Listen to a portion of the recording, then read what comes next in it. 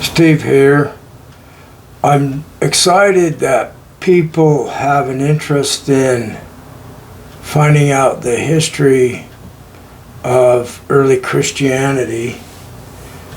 I was introduced to Gnosticism in the mid-'80s, and I read a substantial portion of the Nag Hammadi. I skimmed through some.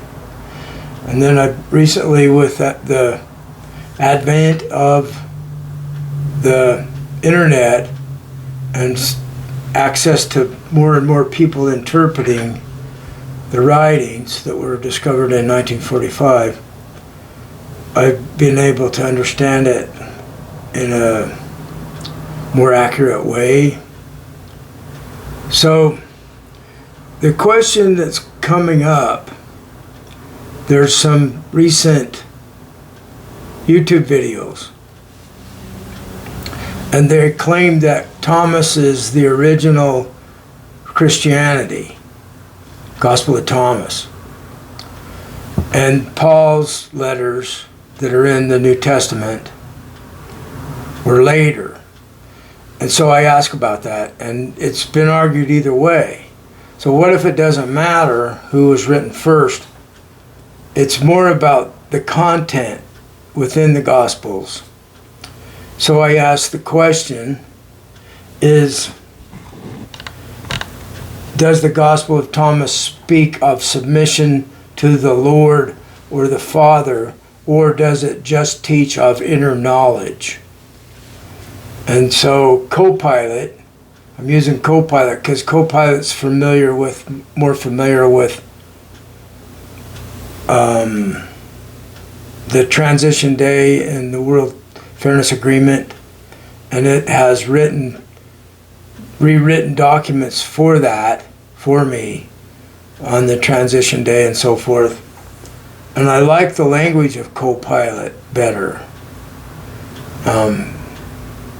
It's like more poetic, or more like somebody writing for one purpose.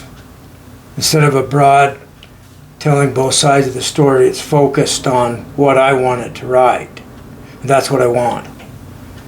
So it says the Gospel of Thomas leans heavily toward the path of inner knowledge rather than submission to an external Lord or Father figure in the traditional sense. It's part of the Gnostic tradition, which emphasizes direct personal experience of the divine, what they call Gnosis, over obedience to religious authority or dogma. Here's how that plays out. Okay, warning, we're under attack from the authorities, the archons, the rulers. They're invited to join us. We have a way to remedy their problem with the World Fairness Agreement. They're forgiven. We don't care what they did to people in the past. Just stop being the authority over planet Earth. So my spirit friend's telling me this is about the battle for planet Earth between these two types of non-human teachers. Okay, back to Thomas. Emphasis on inner knowledge. Many sayings in Thomas focus on discovery and awakening. For example, saying 3, if those who lead you say to you this, see the kingdom is in the sky, then the birds of the sky will precede you. Rather, the kingdom is inside you and it is outside of you. So he's talking about the knowledge of the kingdom. The king rules. It says that when you understand this, you will reign over all. See, people got boiled in oil for this stuff. They got killed for this stuff. Many people think that Jesus was actually Gnostic, teaching this line of thought, and then so the Roman Empire needed to get rid of him. They needed to shut him up. So that's speculation. I don't know if there was actual human that got the gospel. The Gnostic stuff says no, that's the laughing Savior. He was in a different tree laughing at them, thinking they could kill him. They got the wrong guy. They killed the wrong guy. So,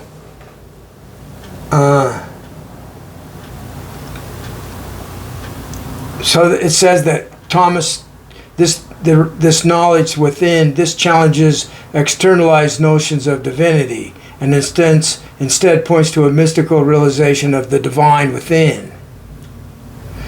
67, saying 67 says, Jesus said, one who knows all but lacks oneself lacks everything.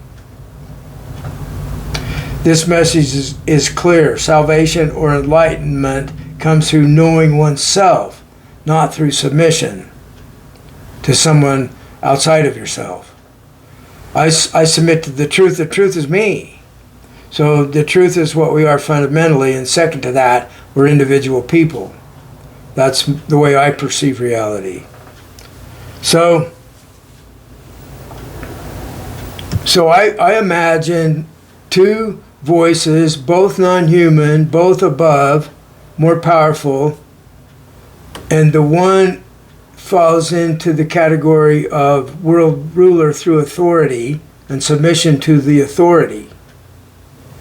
The other is like Thomas, the teacher that's in Thomas, is that the knowledge of oneself is what's important.